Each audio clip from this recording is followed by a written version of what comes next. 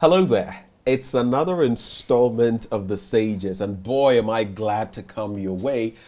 My guest today, someone I've heard of quite a bit, but today I get to sit with her. But the question is, who is my guest? I'll give you a bit of a guessing game. She's a Ghanaian linguist. She's an academic. They say you don't speak about a lady's age, so I'm not going to go there. But she was the first female professor in Ghana, born in the Gold Coast, now Ghana. And she was the first female pro-vice chancellor of the University of Ghana. I think that may have given it away. I'm talking about none other than Professor Florence Abena Dolphyne. And yes, if you hear that name, I'm going to go into it and find out. Dolphyne. Well, she joins me today. Prof, hello. Hello. It's good to see you physically for the first time. Well, I'm flattered. And Thank you. And you look all glam. You look very good. It's really good seeing you. Since I can't mention what the age is, but for that number and for the way you look, we aspire to be, this fly at your age. You should see her rolling her eyes. Thank you for the compliment. Let's start with who you are. For those who are uninitiated, for those who don't know you, who is Florence Abena Dolphyne in a nutshell? In a nutshell, Florence Abena Dolphyne is a Ghanaian, born of an Ashanti mother and Nkrumah father. And I was born in Nkrumah, where my mother comes from. My father was from Esiama in the Nkrumah area. But he happened to have gone to Nkrumah as a teacher from Wesley College. And that's where he met my mother and got married to her. And then he went on to train as a Reverend Minister at Trinity College. And so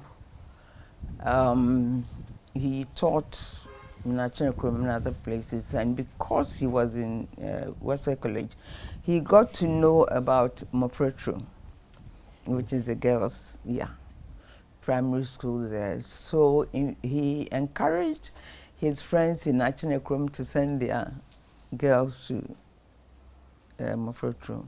So the first person who went was my mother's youngest sister.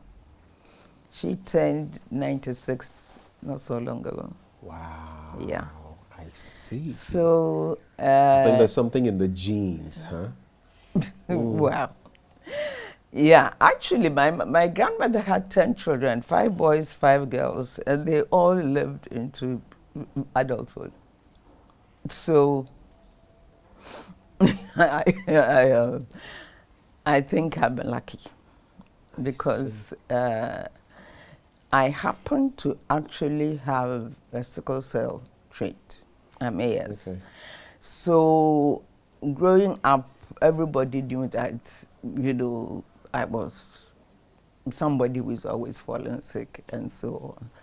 And I'm sure even in those days, nobody ever thought that I grew up into, to be able to be sitting here at 86 talking to you. God has been good. Yeah, I can't complain. God has been really very good to me. And indeed, my parents lost their first child. So when I was born and I survived, at home everybody called me Abrenyamche because I survived, and then my younger siblings also survived. So I must say that personally, I think I've been very, very lucky and blessed to be so at this age, to be here. Well, for those of you watching, I also decided intentionally to carry a copy of this book and to proffer it to you. It's titled From Nkrumah to Pro-Vice Chancellor. It's the story of Florence Abena Dolphyne. You might want to grab a copy of this for yourself and for your family as we dig into her story and how she became that, should I say, luminary academic that we've come to know. But tell us a bit about Nkrumah, where you were born. You started telling us the story about your family.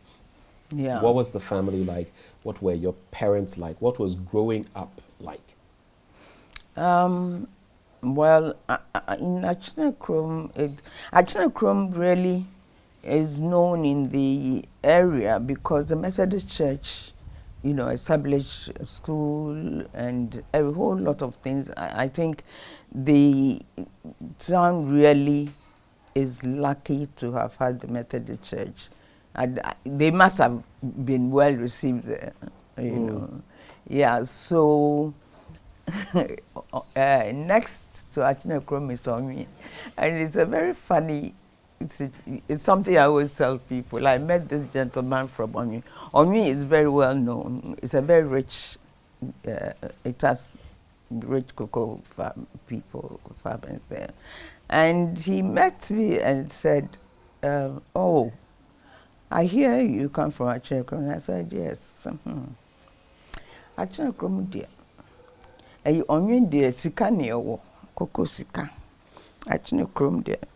No, you know, because over time, you know, somebody like Kwampianim, for example, got to well known through politics and everything.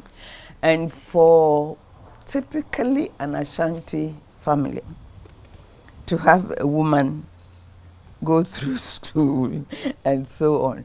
But part of it also, quite a number of young women went through Mofretro because of my father he trained as a teacher at Wesley College and later became trained as a Reverend Minister of the Methodist Church at Trinity College. So he encouraged his friends in Nkrumah to send their girls to Mofretro.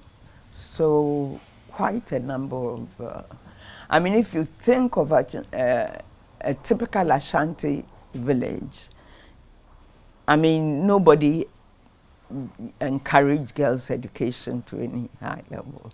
But then once you've been through Mofretro, you wouldn't let the girls stop there.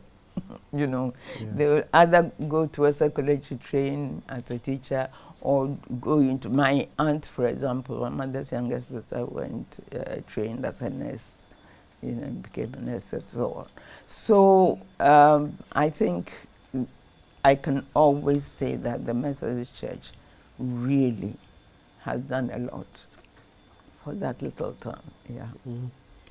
And I mean, it shaped you right from the beginning, but what was it like being the child of an Osofo and an Osofumami? Because both your parents were very religious. They served in church, they worked in church. What was it like? Really, you sort of grow up in that sort of family and praying every morning. You know, the family will meet and have your morning devotion and everything. And so when we later realized that we have sickle cell anemia in our family, and one of my brothers really was a bad sickler. He's still around, you know. Now he lives in America, and nobody expected him to survive to that level. But the thing is that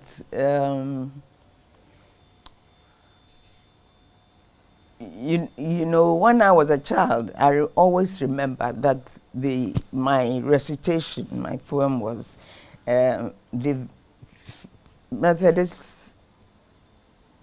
hymn book, Christian song version of "A Safe Strongholder, God is Still a Trusting Children." And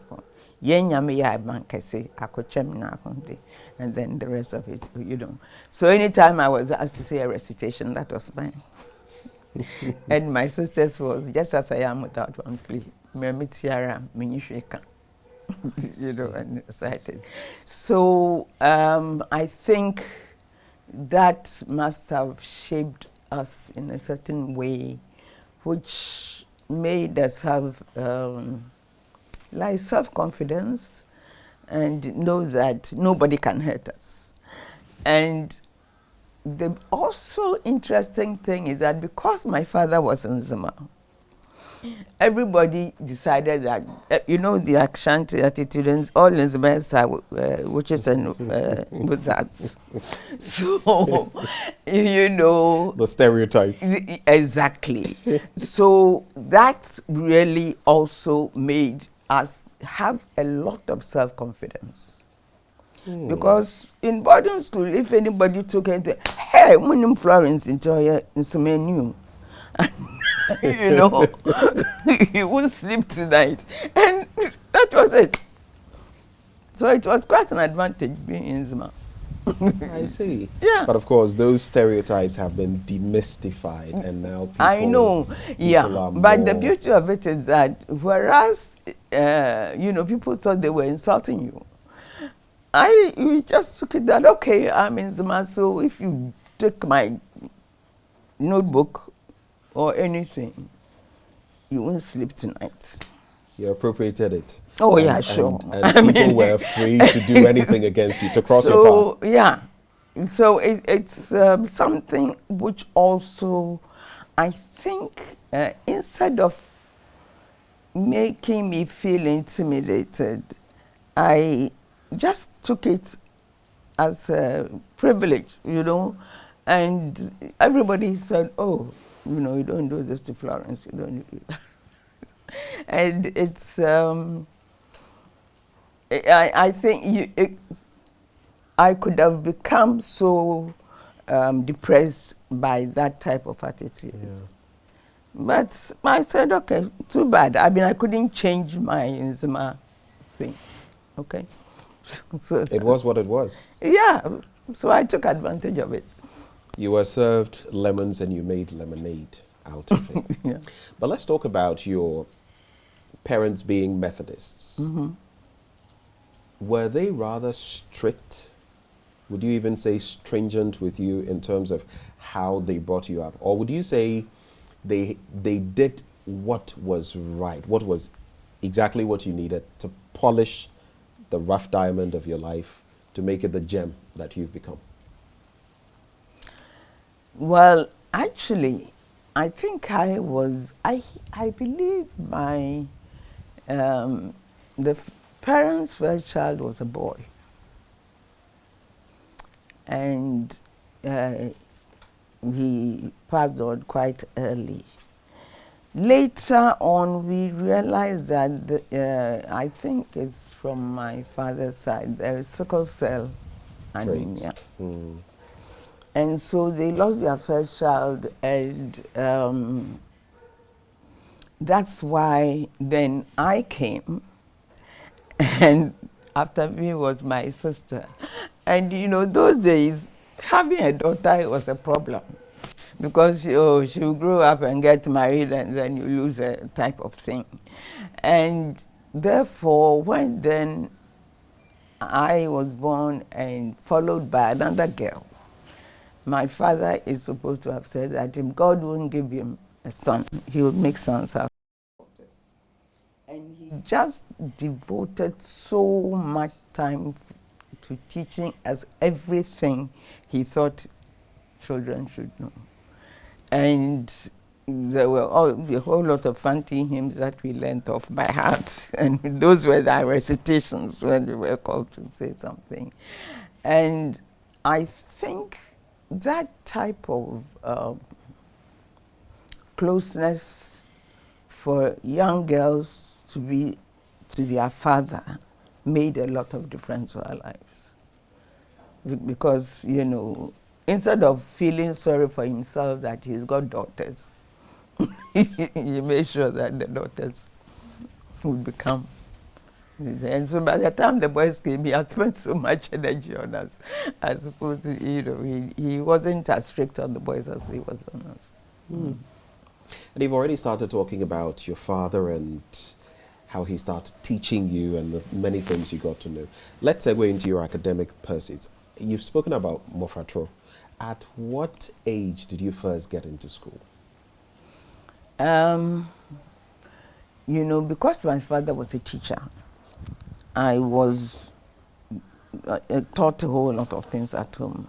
I think I started school formally at age 5. At age 5. In primary school. But then, because I had learned a whole lot of things, you know, those days it was possible to be jumped from one class to another. Yeah. So you were jumped? So I was jumped by class 2 and class 3. Well, I did in 1 year. Yeah. What was the experience like when you started? When school? Yes. Oh, it was lovely. I mean, when you're a teacher, your father is a teacher in the school, you know. And the teachers also just, I mean, to have a girl doing well as the boys was quite something they weren't used to. And as my father said, you know, when I was born and then my sister followed, he decided that if God won't give him sons, he would make sons out of his daughters. And he just spent time teaching us everything he thought, you know. And it's a well-known fact that everybody knew in Nkrumah that he always went everywhere with me and my sister. And so you also had that exposure and that confidence. Yes, that confidence. And everybody, I mean, it's something that even when I grew up, I got told that, never know, you know. I mean, to have a man walk around with his daughters was in a village, a Shanti village, what is he trying, you know? I mean, these are girls, they will get married and that type of attitude.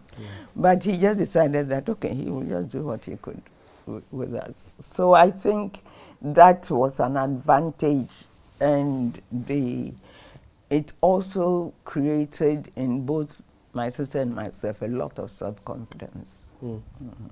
Before we proceed on the tangent of education, I just want to find out, you've spoken so glowingly about your father. What are your fondest memories of him, your father? Oh, as I say, you know, he went everywhere with me. And you were like his walking stick, eh? And everybody sort of said, oh, you know, a typical Ashanti village, a woman's job is to ensure the continuity of the family, okay? Hey, Teacher Kesson, you won't let this daughter of yours get married or the way you know, because all he wanted to show was that it's possible to educate a girl. Wow. And we are talking the 1930s into the 1940s. 40s. And actually what he did was, my mother's youngest sister was then in primary school, you know, when he married my mother. And so he told them about Mofretro because he had trained at Wesley College. So my aunt and another niece of a very good friend of his went to Mofretro.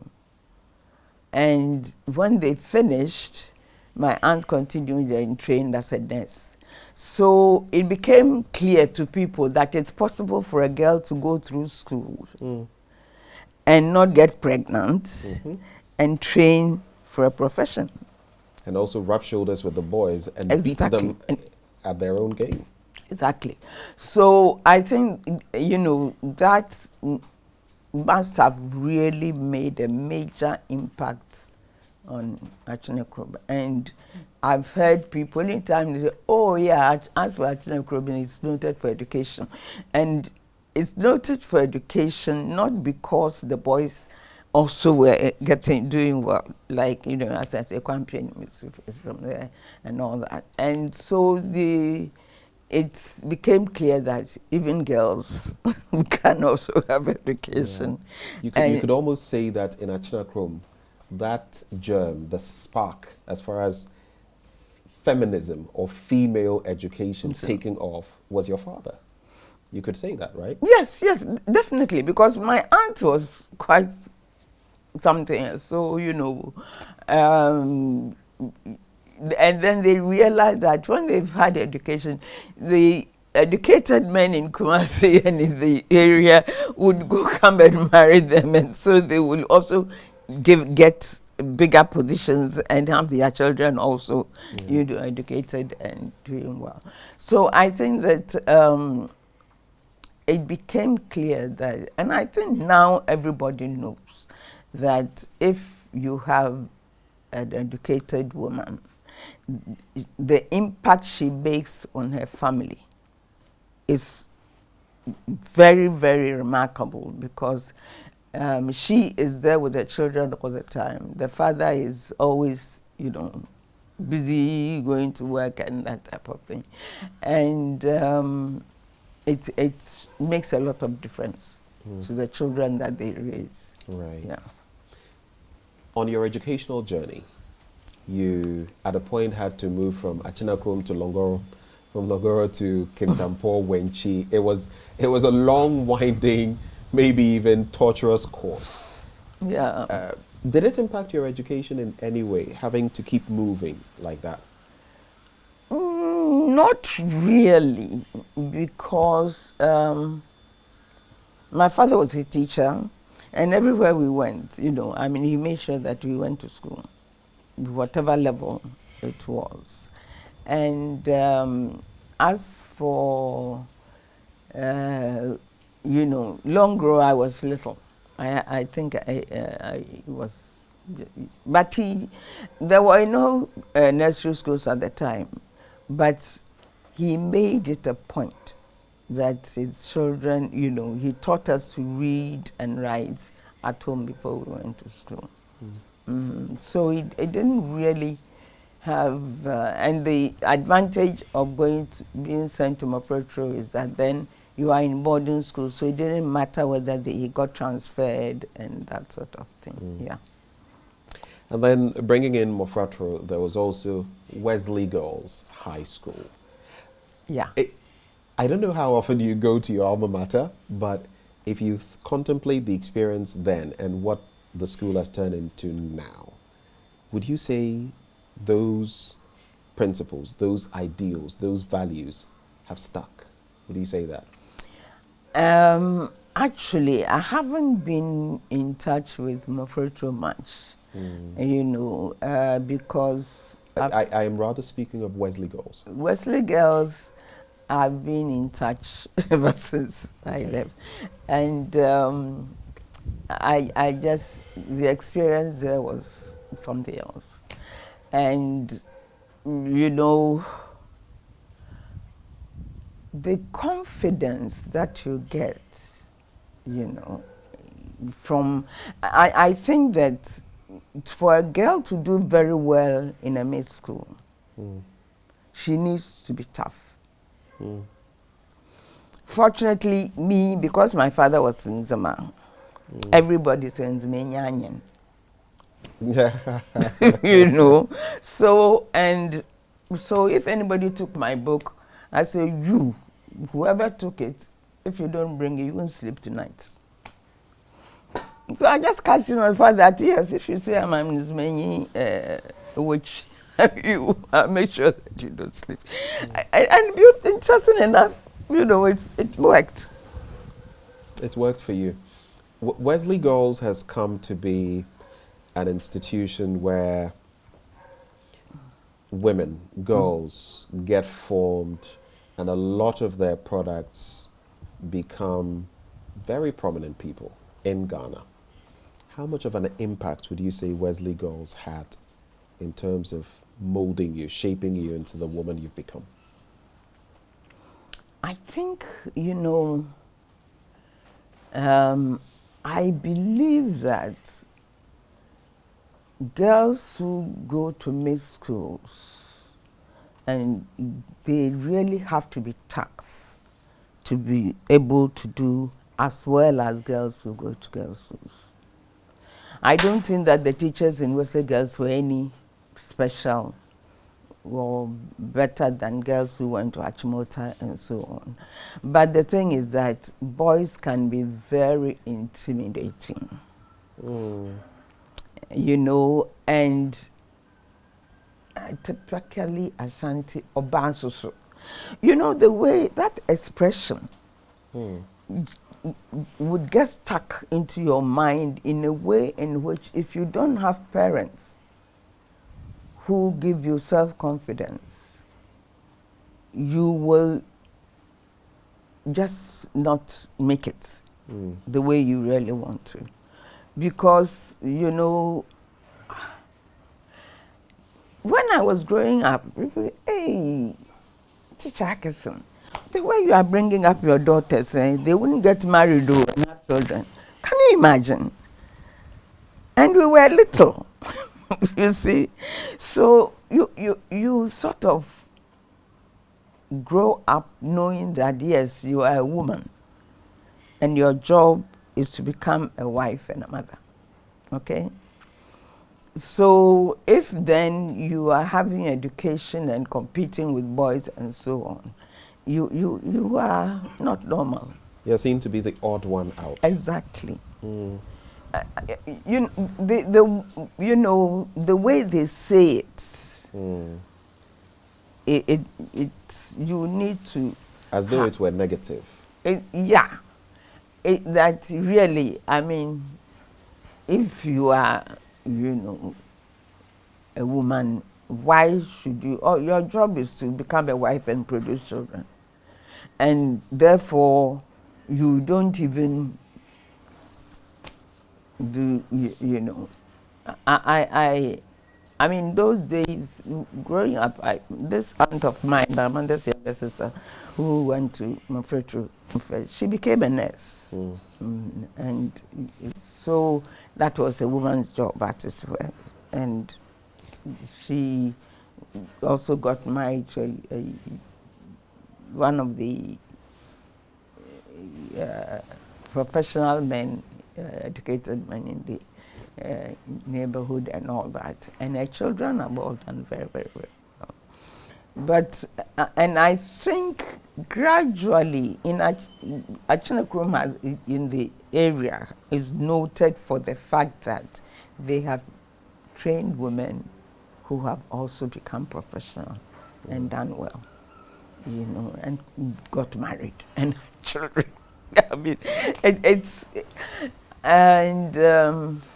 I don't know whether it's because that is the Ashanti type of attitude, that a woman's role in the family is to ensure the continuity of the family. Thankfully, a lot of that has changed. The thinking is different now, and we thank God for the example you have set, which is also a shining example for many young women. But we're taking a breather here. It's still that conversation with Professor Florence Abena Dolphyne, and we're getting to know her. We've spoken a bit about how she was born, where she was born, the type of family she grew up in, all the way to Wesley Girls. When we return from the break, I'm going to start talking about Infantsipim. Yes, Infantsipim. Back then, they could go into the boys' schools as well. She'll be sharing her experience after the break.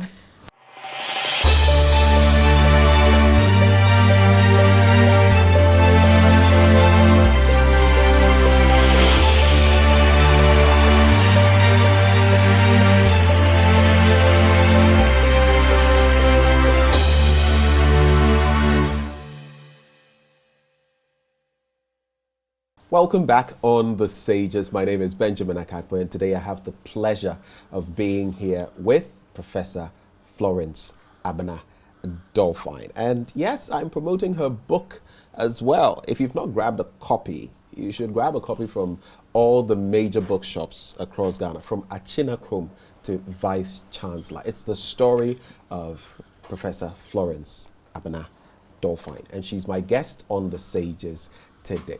Prof, good to have you back. So, Wesley girls school, but back in the day, you could find yourself in a boys' school as well, and it was all good. And you ended up in Nkrumah, of all places.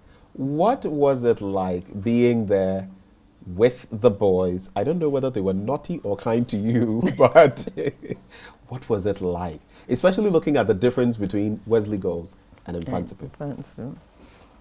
Yeah, well, fortunately, we actually lived in Wesley Girls, and were buzzed to, I said buzz, it was one of these wooden trucks that took us to advancement for classes. Was it the, what do you even call it? The bone shaker? Yes. Okay. Yes. That was the only thing available those days.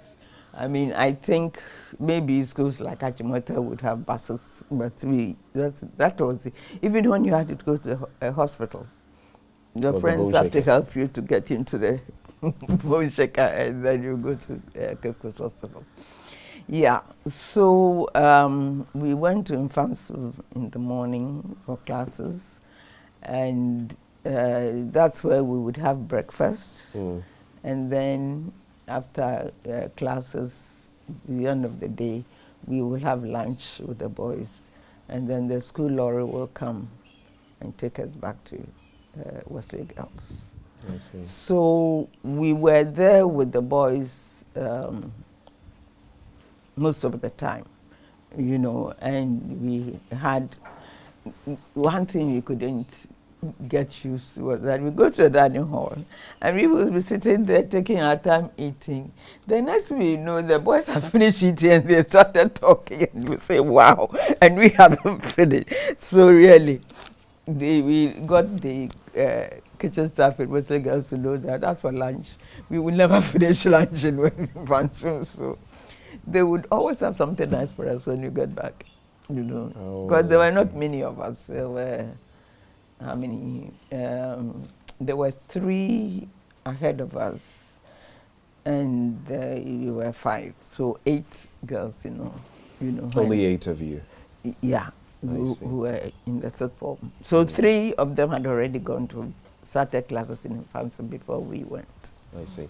So, I mean, you did your 6th form. So was it that you only had your classes in Nkrumah, or you actually got to mix with the boys in terms of studying at Nkrumah? We sat in the same classrooms with the boys. Okay. We would have breakfast there with them, and we have lunch with them before coming back.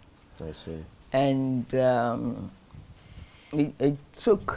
it was interesting. It took some time for both the teachers and the boys to get used to us, you know, because the teachers felt uncomfortable.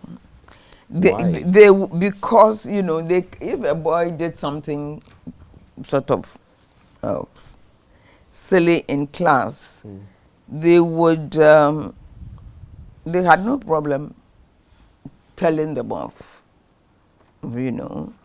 But because we were there, they didn't want to embarrass them. So now there was that factor of a bit of discomfort because yes, they had to comport themselves around the ladies. I know. It was quite... and the thing is, we also... Something would happen which you would think is funny, and we would look at them and we just giggle like that. And then everybody gets uncomfortable. The boys don't know whether somebody, any of them has done something that we are laughing at. The teacher wouldn't know whether he said something that we are... Yeah. So everybody was sitting on pins and needles, basically. Very much so. Later on, we realized that, no, we should stop the giggling. Okay. Did it make you, the girls, yourselves, a bit uncomfortable?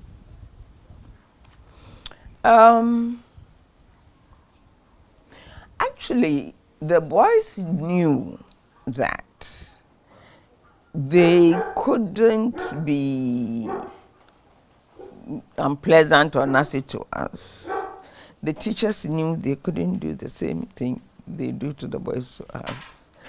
because they never know whether you are laughing at them or laughing at the students. Yeah. You see what I mean? So it was rather interesting, but we enjoyed it. It really was good. It was good. I mean, somebody like me, I'd been through Mofrotro and that was a girl, so I hadn't really studied with boys in the same class, apart from really early primary school stage. And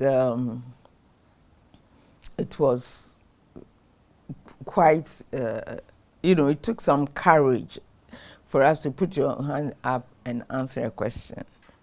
So you must be sure that you know what you are saying, going to answer and so on. And the masters just loved us because, when they asked the girl a question, she will answer to the point. If they ask the boy a question, number one, the first thing we noticed about the boys is that they will be reading all these storybooks and copy the big words and learn the meanings and try to use it at the earliest opportunity. To impress. And the masters, it took, they kept, it was getting very uncomfortable for us because they would read your essay in class. Right. And tell them that, look, they'll read out one of, the essay of one of the girls in class and let them know that you don't need to use big words to convey what you want to say. And I hope that in the long run, it made an impression on the boys because we realized that the habit was to, the first word they would come across, they would write it and write the meaning and try to use it at the first opportunity. Right. And then the context may not be quite right and so on. So that is something the teachers used to say, which initially it made the boys uncomfortable, but after a while it was fine. And so even your daughter attended Presec Legon? Yes. So it was very common then because there were no sixth forms in these institutions. Yeah, and Wesley girls didn't have a sixth form science. Okay. And,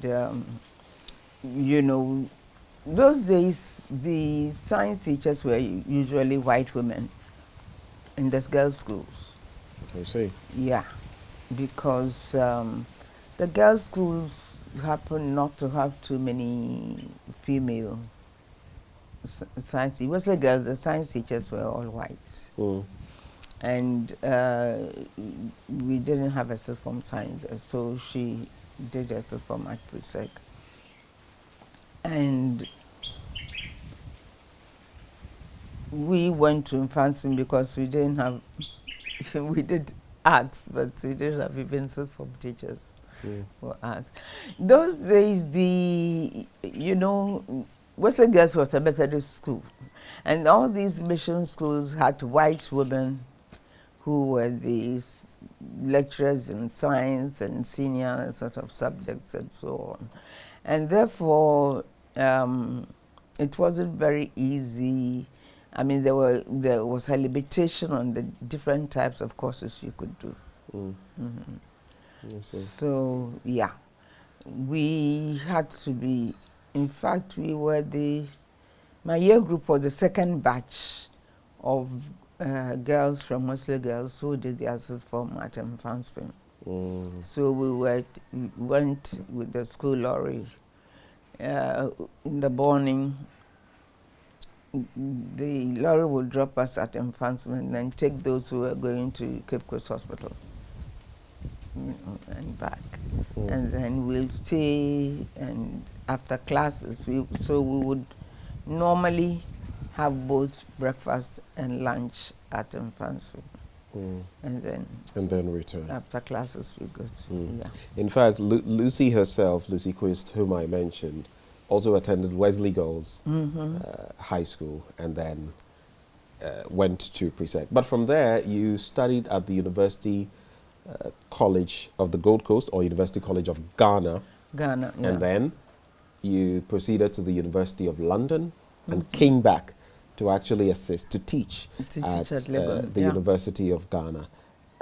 What informed that decision? I'm sure some of your peers traveled and did not come back. Was it the bit about where Ghana was headed in terms of shaking off colonialism? What made you come back?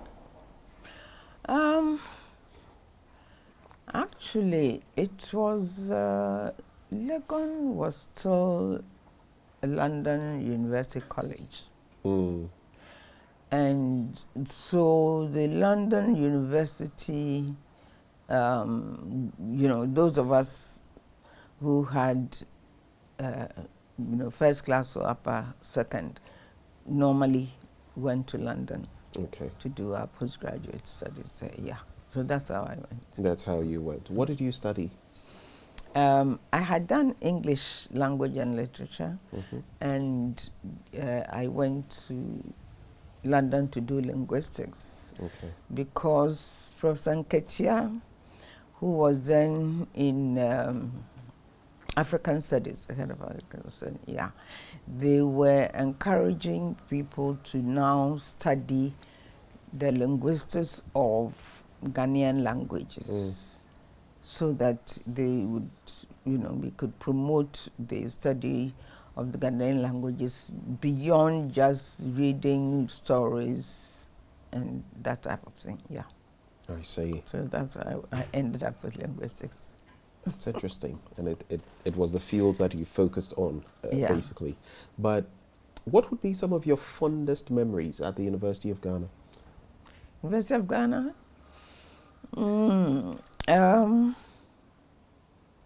When we first went into Legon, in my first year, we were still going to have, quite a number of our classes on Achimota School campus. Not the school itself, where Legon University people were going, So we were bused every morning from Legon to Achimota. And initially, in my first year, Water Hall had not been built, which is a women's hall. True. So there was a block, one wing in Commonwealth Hall that was for girls. So I see. It appears every step of the way you got to be with the boys. From in front of him to Commonwealth Hall. That's interesting. So we were in Commonwealth Hall, and it was a very interesting experience. We were there for a year. And so in the morning, the bus would come from the estates at the main gates, collect students from Ekwafo Hall, collect students from Legon Hall, and then come to Commonwealth Hall where we were and collect both boys and girls. And of course, by the time it gets to Commonwealth Hall, the bus was almost full. And those days too, I don't know what it was about Ibadan, but quite a number of Nigerian students were doing their courses at Legon. So we will all struggle to get into the bus. And one of the most interesting experiences, the Nigerian boys were really tall and big, and the bus would be almost full by the time it gets to Commonwealth Hall. So we are all struggling. And you'll be standing on the steps of the bus trying to get into it. And some tall, big Nigerian boy will hold you by the shoulders, put you on the ground, and climb into the bus.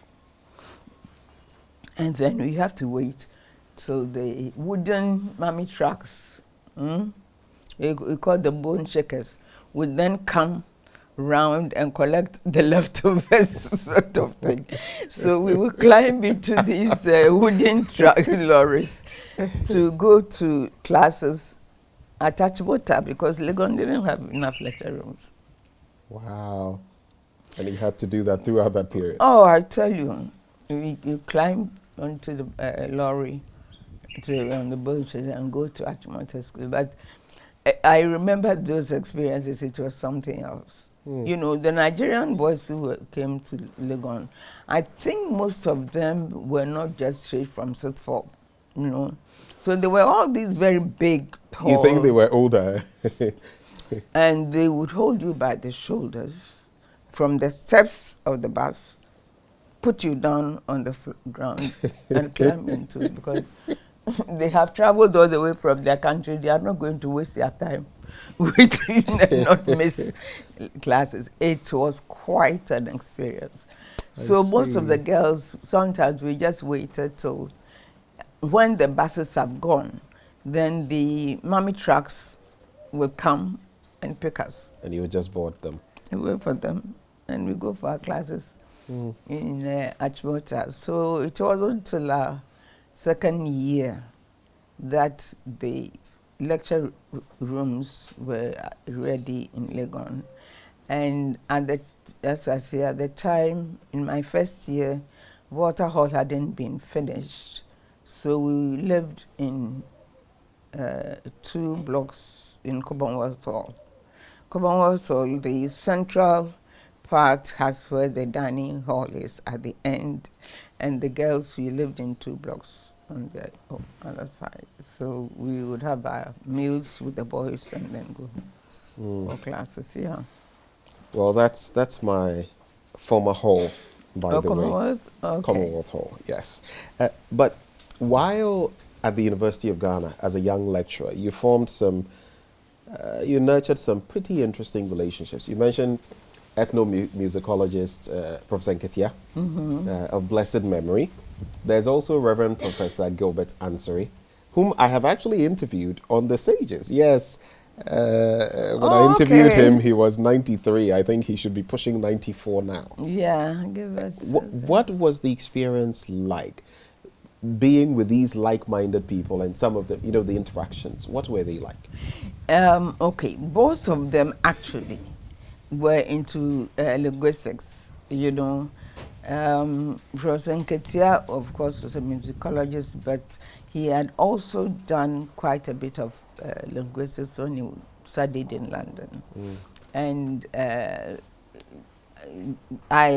in fact, you used to be a good friend of my father's too, so I knew the family very well. And Mrs. Nketia was really just a mother to all the girls on campus. And Gilbert Ansari was in linguistics also, so we had a lot in common. And he also was he was a reverend minister, right? He was. Yeah, and my father was a reverend minister, so they had known each other for some time. That affinity was there. Yeah. And speaking of Reverend Professor Ansari, apart from the solid background in the faith that you had, did his friendship, because I know he was also keen on the Bible Society and translating the Bible into different languages, did it solidify your affinity for the Bible Society of Ghana? You were at a point second vice president, at a point first vice president. Yeah. Did these friendships also help push you towards the Bible Society of Ghana? Well, because my father had been a reverend minister of Methodist Church, I had known people like that, and when I was even young, he would take me to their synod meetings. So I had got to know them very well, and my links with the Methodist Church really goes a long way. But that's how.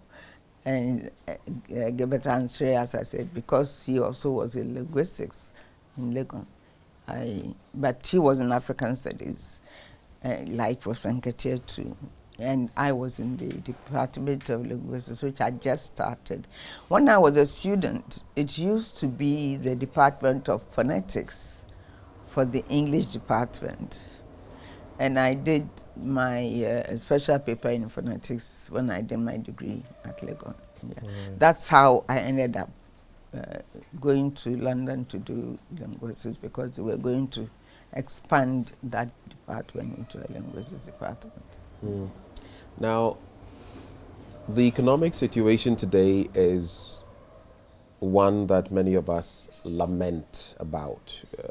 Many young people are talking about it. But in your day, especially around the time when you had started lecturing, in 1979, there was some economic turbulence. How did you weather the storm? Because I know that some lecturers even left Ghana to work abroad. Well, when you are a female and you happen to be the eldest of your parents' children, you don't just get on a bus or plane and just leave. And so, yes, it was difficult, but we tried to weather the storm. And I must say that one of the things that made it possible for some of us to survive was Exams Council. We were examining for Exams Council, and I became the chief examiner for oral English. Okay. So we traveled around the schools, examining students and so on. And then we were marking language papers and so on. And yes, Exams Council really made it possible for some of us to survive. Because I happened to be the eldest child of my parents. And my younger brothers were in school, and, I had to help with their education. That's really true. Things were difficult, but for Exams Council, some of us wouldn't have survived. But for the Exams Council? Yeah. Which means, a lot of gratitude goes to them too. The work they provided helped you to weather that economic storm back then. But you've chalked a number of firsts. Like I mentioned, you've chalked a number of firsts. First female professor in Ghana. And then there's also that first when it comes to being a pro-vice chancellor. The very first female pro-vice chancellor of the University of Ghana. Would you like to share with us, because there were other feats you attained before you became pro-vice chancellor, share some of them with us, and share with us as well what it meant for you to become pro-vice chancellor. Well, that was quite an experience because, it's funny. People just looked at me as, even some of the female lecturers. Oh, she's too ambitious. Really? Yeah, I tell you. And like, if you are female, ambition, it shouldn't be part of your vocabulary. Wow. And this, it's not as if I went and said, oh, I want to be pro-vice chancellor. People came and said, would you, do you mind if we nominate you to do this and that? Because they've seen you, the way that you operate, the way you relate to people, and so on. And they thought that, later on I realized, most of the young men particularly just looked at me as a mother who had a listening ear for their little problems. And you'll be surprised how many young men just felt comfortable coming to tell me their little problems and me helping them to solve it. Mm. And the things they wouldn't want to discuss with their own friends, they were prepared to come and talk to me about them.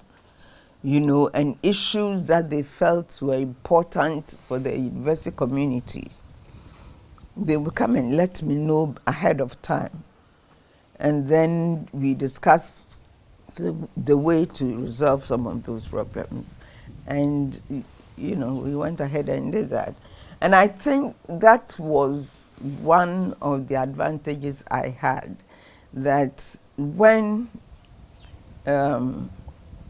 particularly with the male students, when they see in you a mother figure or an elder sister figure that they can trust and talk to, they come up with all sorts of issues that, you know, are really interesting. I see. And that was part of what helped you rise to that pedestal, because of that faith they had in you, the trust Yeah, they yeah. had in you. I think that there's no two ways about that, because, you know, it's incredible. Somebody you haven't quite even discussed anything with, no taking notes, they will come and say, oh, madam, you know something, this and that happened in my department, and such and such a lecturer that treated me this way.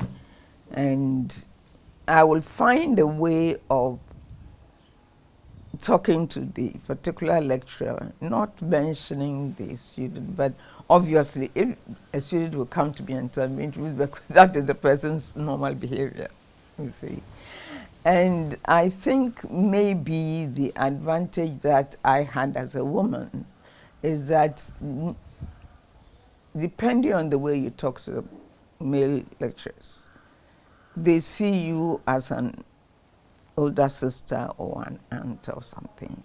So without your wanting to be, you become an aunt Yeah. that they would confide in. Right. You know. Right. And I think that really is something that made me feel comfortable, that people didn't think, you know, they knew their whatever personal problems were quite safe with me. Right. And that Yeah. allowed them to. It bear that meant answer. that it took quite a bit of my time. It meant you had to listen to people, try and sort out their emotional issues and so on. But in the end, I'm sure it probably also helped me to solve my own problems. Right. Yeah. Let's talk about nationally. You've played some key roles. One of the crucial ones, in 2002, you were a member of the National Reconciliation Committee, set up to heal wounds, to let people find peace under the John Agyekum Kufuor administration. What was the experience like being a part of this committee? Yeah, well, that was quite something. I mean, you know, for me as a woman, honestly, there were times I asked myself, why did I get into this organization? You thought twice about You being know, on the committee? you'll be sitting there and people are talking, and to tell you the honest truth, sometimes I just sit there and swallow very hard, because the press were always attacking them. And those women are sitting there shedding tears and so on, you know? Because, I mean, how can you sit there quietly looking at somebody who has been through some traumatic experience so many years before, and narrating them, the person breaks down, and I mean, these are some of them grown-up men shedding tears like that. No, it wasn't easy. It was very, very stressful. But I thank God that at least we were able to bring peace to a whole lot of people. And at a point, I do remember I followed even the former president himself, may his soul rest in peace, Rawlings, Jerry John Rawlings, came through at a point. It was an interesting sight, because I remember back then some people were clamoring for this and that, but when he came, it was pretty calm. And, you know, thoughts were shared, and then he moved on. But would you say that committee, the National Reconciliation Committee, would you say it achieved its ends? You know, Human beings are very interesting, and politicians particularly. Power gets into people's heads. So sometimes you would wish that the experiences that we've been through in Ghana, people would have learnt a lot from it. But it takes maturity for people to really react, not overreact when certain crises, arise in the society. All I can say is that we just thank God that Ghana is so peaceful. Yeah, we've learned a lot. We've learned a lot over the years. And I think young people, and the Reconciliation Committee, what it did, I think, was to bring peace to a whole lot of people, who, particularly young people who really would have sought revenge later in life. But they realized that, okay, if the whole country has tried to reconcile us to whatever terrible situations we went through, we might as well move ahead. And I thank God that the country has moved ahead.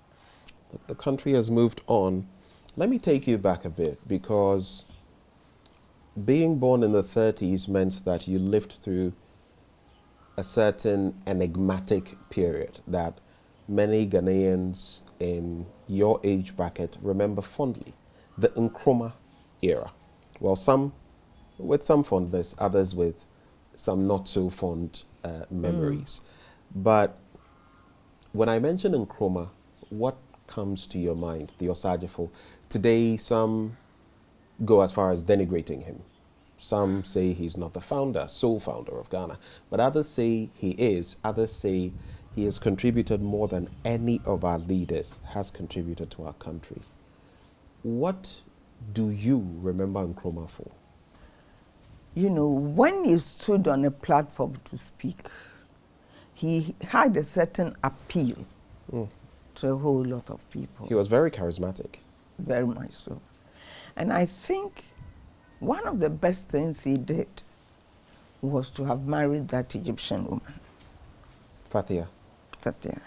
Because I know somebody who was very close to him, and we all thought he was going to marry her. And he didn't. And if he had, I'm sure that, I know she happened to have been a teacher of mine at Legon. She would have really suffered a lot. But Nkrumah was a foreigner. People wouldn't go and gossip. I'm sure she didn't even understand much English. As in, Fathia was a foreigner, and yes. People wouldn't... Yeah, she was Egyptian, and I don't think her English was very good, but anyway, for people to have a conversation properly with her. Right. So maybe, I don't know, of course, part of that was his African unity thing. Yeah. But the fact that he married that woman who was, didn't really have a link with Ghanaian family members who would come and say things to her. And that was part of his protection, from all the vicious things people were doing at the time. And it also promoted his African unity idea, so, yeah. Do you think Nkrumah is the greatest leader Ghana has had? Well, at the time he came, he succeeded a lot because he spoke in a language that people could understand. He knew what he was talking about. And I think also the best thing he did was to have married a foreigner. Right. Let me ask you, is the Ghana of today, when you look at Ghana today, at 67, is this where you were hoping Ghana would be, looking at the pluses, the minuses, the pros, the cons, the good, the bad, where Ghana is and where we could have been? Well, I don't even know what to say to a question like that, because I think at the moment, all I can say is that I'm happy about where Ghana is, particularly with the level of education of our population. Honestly, there is nothing you can complain about the way we've made education available to everybody. I taught in Ibadan for a year, and I know what I'm talking about. Because, you know, the rivalry between the Igbos and the Yorubas, as for the Hausas, they don't even come into the picture. You know, and just listening to the conversations that were going on in the senior common room in Ibadan, we are lucky in Ghana. But that is back then. Right now, people talk about the falling standards of education. I mean, in the University of Ghana and other places, I interact with lecturers there, and they say the standards are not what they used to be. You know what? The thing is that once you make education available to everybody, you cannot. After all, if you go to Britain now, some people still believe that Oxford and Cambridge are better than London University, where I went to. You see what I mean? So people have ideas about older institutions that they think were better, but then they were the elite children's colleges. You know, and once you make education free for everybody, you cannot expect that the whole population will be right there. Right. Even today, I'm sure people believe that Cambridge University degree is better than London University degree. Well, there will be some such people. But there are other things that I just want to bring to your attention. I don't know how much you follow about Galamsey, talk of corruption, some of the ills in our country, the political as bickering. for the Galamsey thing, you know, it's something that really, really, really hurts me so much. And I blame the politicians. Honestly, there is no earthly reason why we cannot stop it. But there are people who are benefiting from it, directly or indirectly, through people who are doing the say and helping them financially, or their relations are involved in it, and so on. The other day, I saw on television women selling water, in, you know. Yeah, sachet or water. It's yeah, actually sachet rubber. water. Yes. And it was brown. Oh, Christ. Honestly, what really bothers me is what's going to happen to our children. Indeed. You know, innocent little children. Their mothers don't know any better. And they are selling water in colored water in sachets. And if the child is crying, just stick it into their mouth and they will drink it. No. My father used to work in Atuabo at some point, and we would drive across the Nkrumah, you know, after Axim, you know, to go to the Nkrumah area. And when I heard that even the Nkrumah River now is as brown as anything, you know, it sort of makes you feel so sad and helpless too, because it's something that needs political will and determination for people to stop it.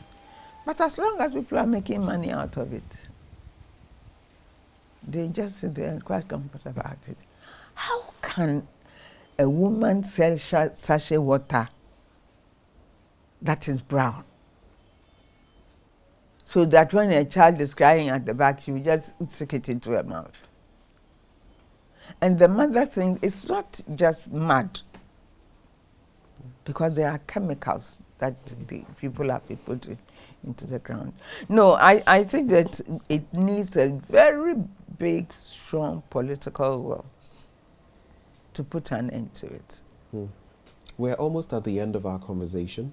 I just have two thoughts for you. The first one, if you could communicate a message to young people in Ghana today, what would that message be? Well, to young people in Ghana, I think that one thing that has made Ghana what it is now is formal education. The fact that every child in Ghana now has the opportunity to go through basic school education. And education really makes a lot of difference to how people see things. And I'm just hoping that even if you are selling whatever dog chains and stuff, you should have had a certain basic education, which will make you even understand some of the issues that the politicians are talking about. So that when you grow up, you will make, when you are going to vote, you will know what the issues are and understand them and be able to make a right decision.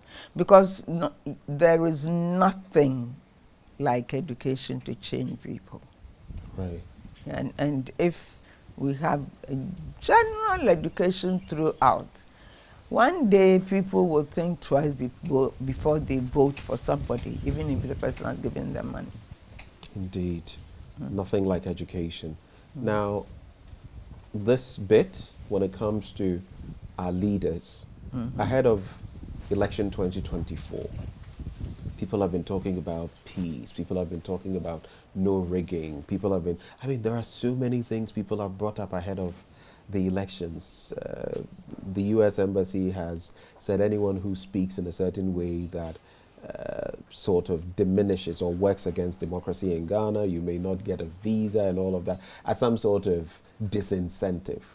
But what would be your message to political leaders, political elements ahead of election 2024? I will just say that the political leaders should have a bigger picture of Ghana. That, Ghana now, most people have had formal education, but that's not enough. Formal education through basic school isn't enough. They should make sure that people understand what is going on. Their political language should be such as not to just denigrate, as if people who haven't been through school don't even have an understanding of what's happening. My grandmother knew what was going on and she had never been to school. But she just will sit there and say, Anna, what can I say? Me, I'm just a poor old woman in my village. You see what I mean? Yeah. And for most people, they think that, as the Ghanaian will say, for peace and quiet, let me just sit in my small place and see what's going to happen. Yes. And as I say, our biggest problem is the expression "Nyame betre." Our biggest problem is the expression "Nyame betre." We leave everything to God and we don't. Poor God. Poor if he has God. the whole world to take care of, and here we sit in Ghana and we think that he has all the problems, we should leave the problems for him to solve. No, I think that people in authority, people in power should realize that they will make it. Their children will make it. They won't go back to the village as very poor people because of the positions they hold. And that alone should make them realize that, look, why don't I try to make other people's children like my children? Right. You know, there is nothing like education to make people enlightened, to understand the issues, to understand the fact that, look, you can't just collect gold from the ground using chemicals and spoiling the river bodies and everything and thinking that life will just go on. Nobody knows the sort of children, the witches in the villages, I pity them. Yeah, because all the grandmothers become witches. Because you know, your own daughter is raising her children on polluted water. And when they come up with all sorts of deformities and illnesses, then the poor grandmother becomes the witch. And she didn't even know where the chemicals came from. It's quite a pathetic I think that we have, you know, money is good. It can help you educate your children. It can make you probably build a nice house to live in and that type of thing. But if we can only think of the fact that there are other people's children who are going to get deformed, who will also pass on the same mosquitoes that are around, will be biting your child and that person's child, and you never know what they will be passing on to them. No, we should think of it in a bigger picture than just thinking of your own personal profit. I guess it reminds me of what Thomas Sankara says. We can decide to have champagne for a few or potable water for everybody. So it goes down to that. Exactly. Our conversation has come to an end. Do you have any final words for us? Oh, well, I just wish everybody were in Ghana. I think that Ghana, really, we are lucky. It's a small country. Look at Nigeria. It's so huge. We are lucky, and most people have had formal education in Ghana, which other countries haven't. So we should really stand out the way Nkrumah wanted us to. It's been a great conversation. It's been good sitting at your feet, learning a thing or two here and there, and also going way back into time. We thank you for the opportunity, and thanks for joining us on The Sages today.